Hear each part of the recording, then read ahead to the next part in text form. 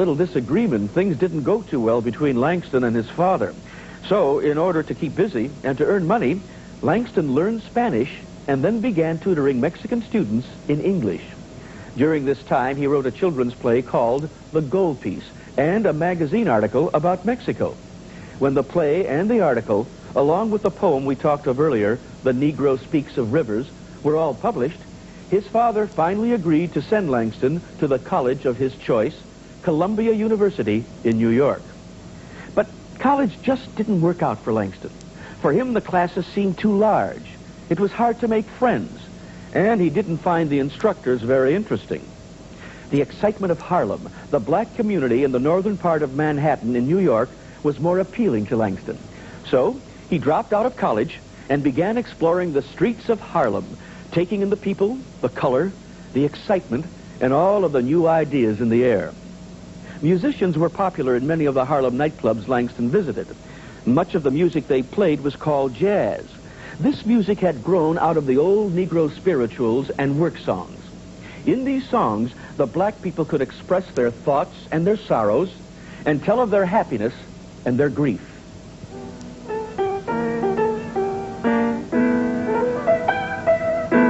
Langston had always been excited by music and loved watching musicians play.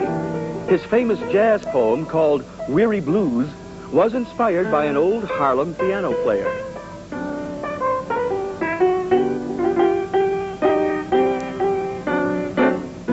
I got the weary blues and can't be satisfied. I got the weary blues and can't be satisfied. I ain't happy no more, and I wish I had died.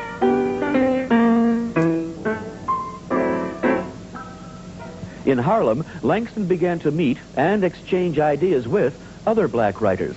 One of them was the well-known magazine editor, W.E.B. Du Bois. I admire what you are doing, Mr. Hughes. You are trying to show our people as they are.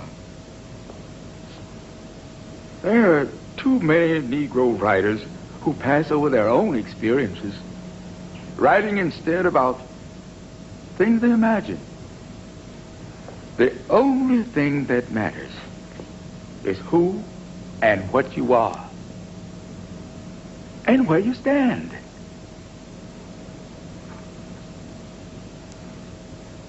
Mr. Hughes, never shrink from the truth. Restless because he felt he still didn't know enough about his people to write about them, he signed on the crew of a freighter that took him to Africa, where for a time he studied and explored the black roots of his people. I am a Negro, black as the night is black, black like the depths of my Africa. After leaving Africa, Langston signed on another freighter and made several trips between New York and Holland. He grew to love the sea and to admire the crew members he worked with. He carries his own strength and his own laughter, his own today and his own hereafter, this strong young sailor of the wide seas.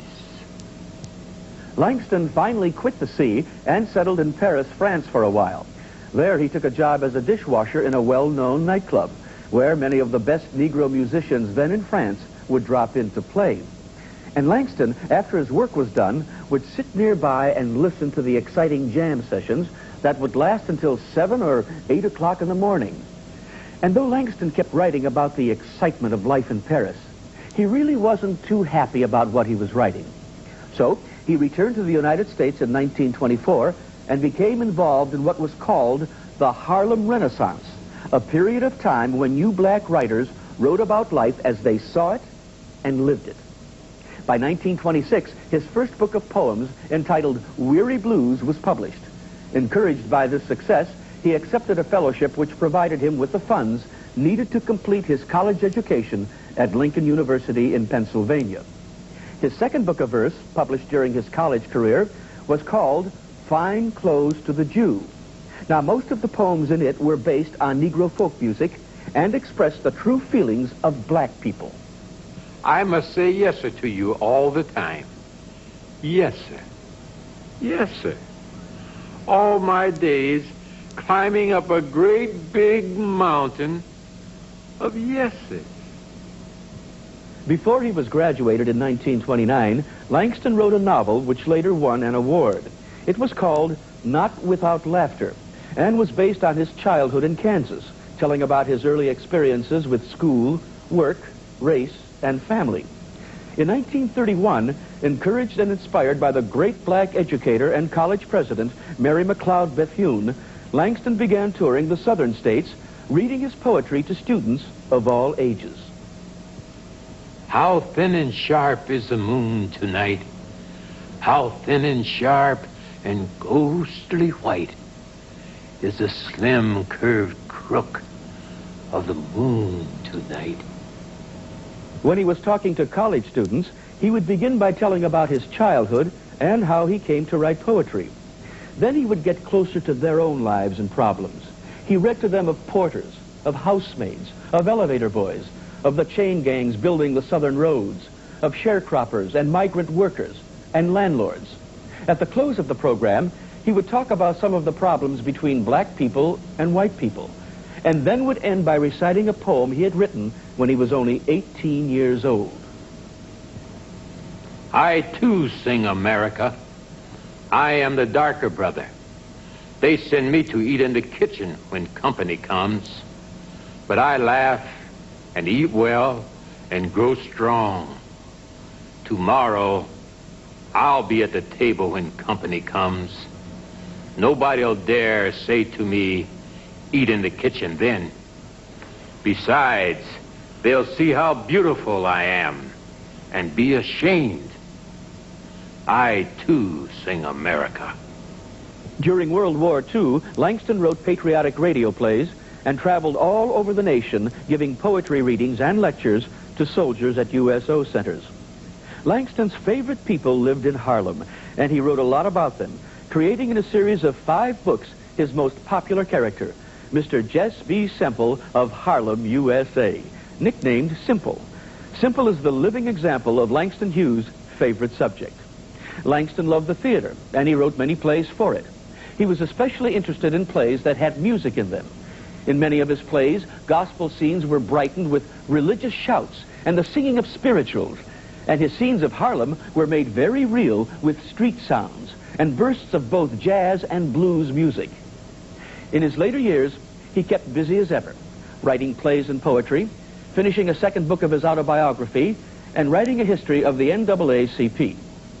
Through all of this, Langston Hughes kept himself where people could find him, in his beloved Harlem, and they came to chat and exchange ideas with him in large numbers, the great of the literary world and the jazz world.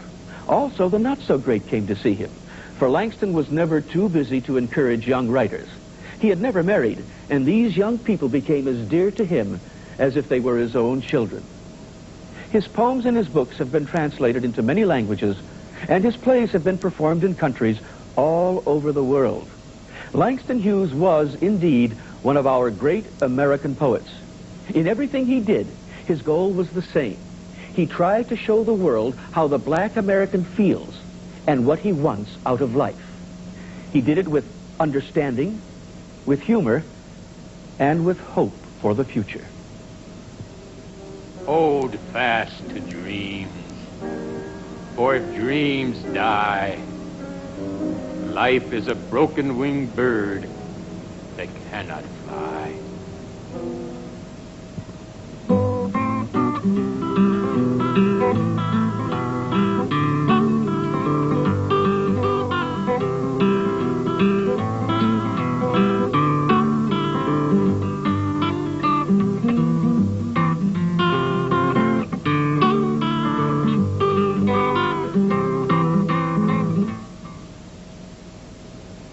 The preceding program was made possible in part by a grant from the Ohio State Department of Education.